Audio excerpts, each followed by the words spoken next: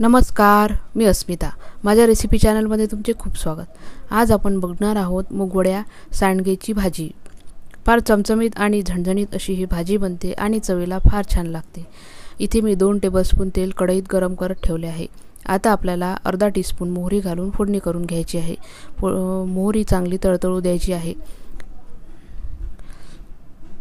मोहरी फुटली की त्याच्यानंतर आपल्याला अर्धा टीस्पून जिरं घालून फोडणी करायची आहे.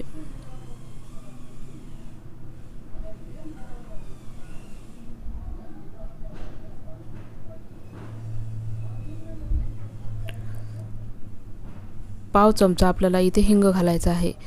फोडणी चांगली खमंग अशी झाली आहे. आता आपल्याला 2 मध्यम आकाराचे कांदे बारीक चिरून मी इथे घेतले आहे, ते फोडणीमध्ये घालायचे आहे.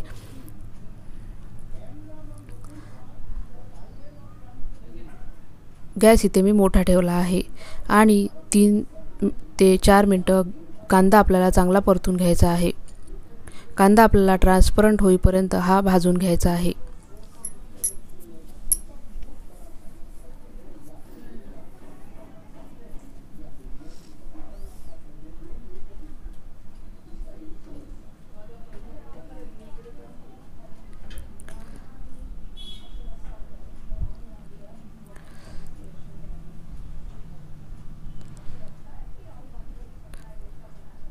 कांद्याचा कच्चेपणा जाईपर्यंत आणि ट्रान्सपरंट होईपर्यंत कांदा आपल्याला भाजून घ्यायचा आहे. हलकासा कांद्याचा रंग आपल्याला इथे चेंज करायचा आहे.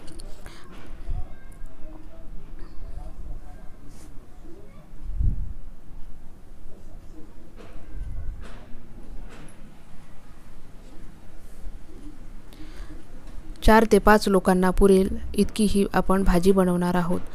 त्याच्यात नेहमीची आमटीची जी वाटी असते ते भरून मी इथे मुगवड्या घेतल्या आहे.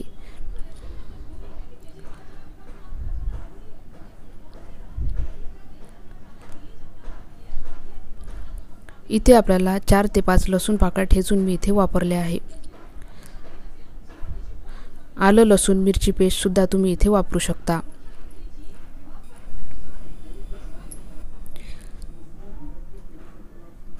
इथे अर्धा टीस्पून मी आलं आणि मिरचीची पेस्ट घातली आहे. तुम्ही लसूण, 1 हिरवी मिरची आणि अर्धा इंच आलं घालून पेस्ट करून ती भाजीला वापरू शकता. आलं लसूण पेस्ट भाजीला वापरल्याने एक खमंग आणि खूप छान स्वाद ह्या भाजीला येतो. कांद्याबरोबर आलं लसूण पेस्ट ही नक्की वापरून बघा. आता इथे आमटीची वाटी भरून मी मुगवड्या घेतल्या आहे आणि त्या आपल्याला कांद्याबरोबर 2 मिनिटं चांगल्या भाजून घ्यायच्या आहे. हलकासा मुगवड्यांचा रंग बदलला गेला पाहिजे इतक्या या मुगवड्या कांद्याबरोबरच आपल्याला परतून घ्यायच्या आहे, भाजून घ्यायच्या आहेत. त्याच्यामुळे खमंगपणा हा भाजीला येतो. अशा पद्धतीने तुम्ही भाजी नक्की बनवून बघा. मुगवड्या शिजायला थोडा वेळ लागतो, म्हणून ही प्रोसेस तुम्ही कुकरमध्ये सुद्धा अशा पद्धतीने करून घेऊ शकता आणि स्लो ते मध्यम गॅसवर 2 शिट्ट्या काढून भाजी ही शिजवून घेऊ शकता. ही भाजी टिफिनला सुद्धा तुम्ही नेऊ शकता. मुगवड्या पटकन शिजत नाही, आतमध्ये त्या कच्च्या राहतात, म्हणून ह्या मुगवड्या तुम्ही थोड्या वाटीनी क्रश करून घेऊ शकता. क्रश करून मुगवड्यांची भाजी कशी बनवायची याची लिंक मी डिस्क्रिप्शन बॉक्समध्ये देत आहे, ती नक्की चेक करा.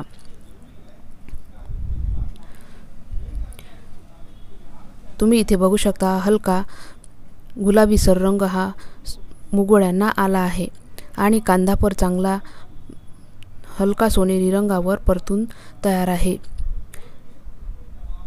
आता आपल्याला सुके आणि कोरडे मसाले इथे वापरायचे आहेत.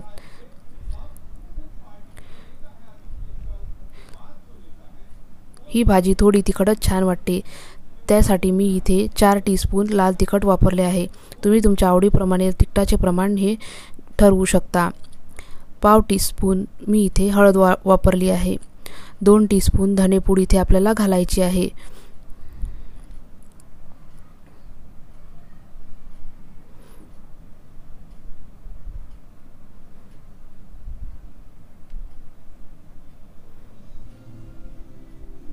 मसाले चांगले मिक्स करून घेऊ.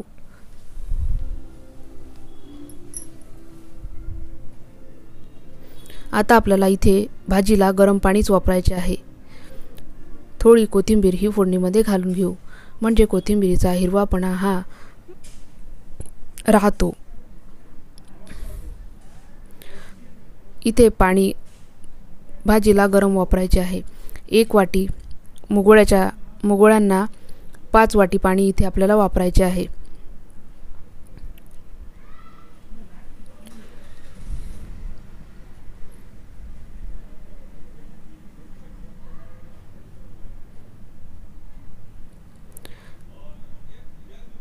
इतकं पाणी मुगोळ्या शिजायला हे लागतं आणि स्लो गॅसवर आपल्याला ही भाजी चांगली शिजवून घ्यायची आहे. मुगोळ्या सॉफ्ट होईपर्यंत भाजी ही चांगली शिजवून घ्यायची आहे.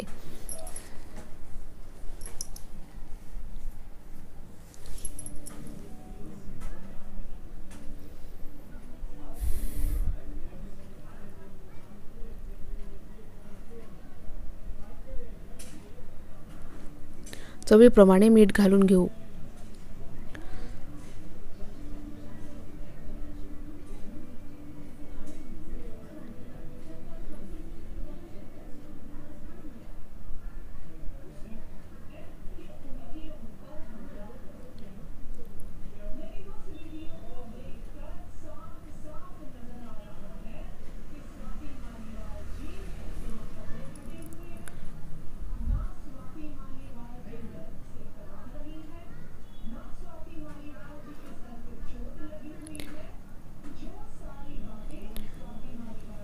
भाजी ही शिजून तयार आहे.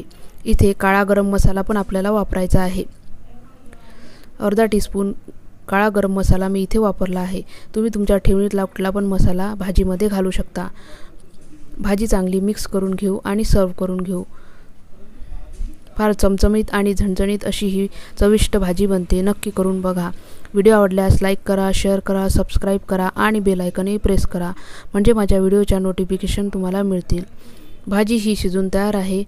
सर्विंग बाउलमध्ये काढून सर्व करून घेऊ.